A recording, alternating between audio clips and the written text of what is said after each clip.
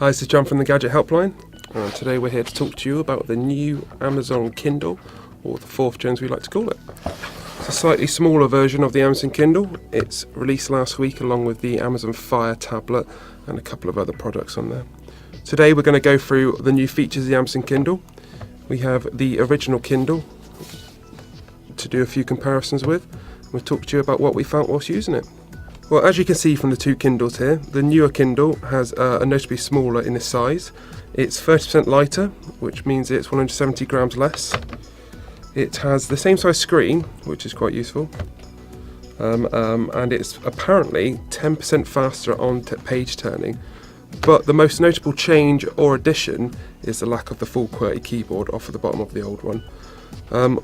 We'll talk a little bit about this later on, but obviously it shrinks it down quite a lot and it really turns the Kindle into something that is completely handheld and can be held in one hand without really anybody noticing it.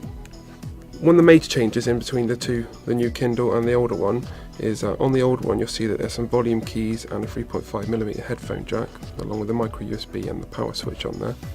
The new Kindle has taken away all the MP3 functionality completely, so what you've got now is a micro USB and the power key. Along the side you've got your page turning buttons. There's nothing on the top, and on the side again.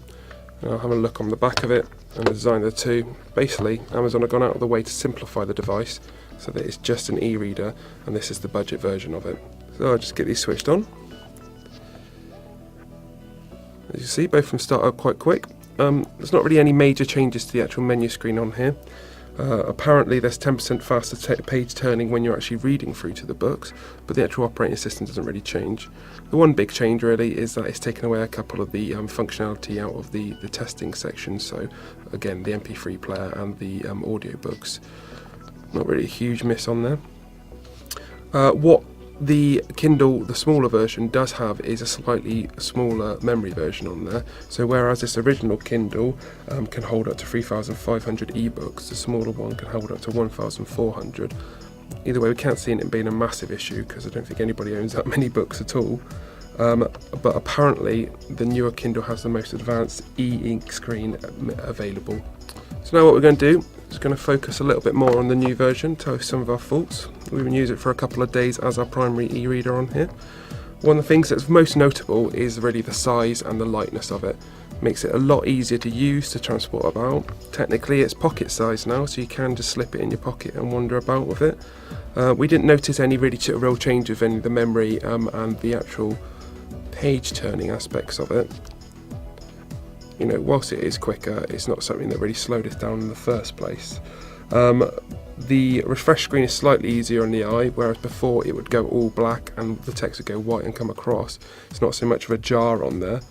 And it is quite a bit quicker when you're actually using the whole device, but we've only got a few books on there at the moment.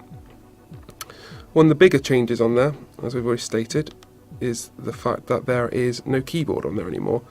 Now, whilst we didn't find that this was generally an issue because we didn't do a lot of annotations on the keyboard or add any notes onto there, at the few points that we did ever need to add the keyboard onto there, it's a little bit of a pain to actually navigate through it all. You know, scrolling all the way across just to type in words, and where, say, our fingers are quite large, you have to select in, going across, it's very hard to actually jump between things as well. But it's not a major issue if you use your Kindle mainly for reading. If not, you know, there's going to be the new Kindle Fire, or the older versions will still be available, so that if you like to have the ability to edit, you know, add things to areas and just to generally write your own stuff, then the older Kindle may still be for you. One thing we have noticed, and it's something that happened when we gave it to our partners, was that immediately people notice it and desire it slightly more just because of the size of the actual Kindle. It's not anything that we can sit there and statistically say is much better, but when people look at the Kindle, the size itself is a lot smarter, a lot sleeker. It's a lot more useful for when you're carrying it about, and it can fit in your pockets, your handbags, you know, anything like that very easily. It's very light. All in all, we like the new Kindle. It's a nice step up from the actual original Kindle books, and with the Amazon Kindle Fire and some other versions coming out in the future, there's definitely now a new whole range aspect to the Kindle devices. We'd suggest buying the new Kindle if you haven't got the original one, if you're looking for it specifically just for reading books, or equally if it's just a little present for somebody over Christmas time or birthday. It's a great new addition to the range. Go out and get it. This is John from the Gadget Helpline. Thanks for watching.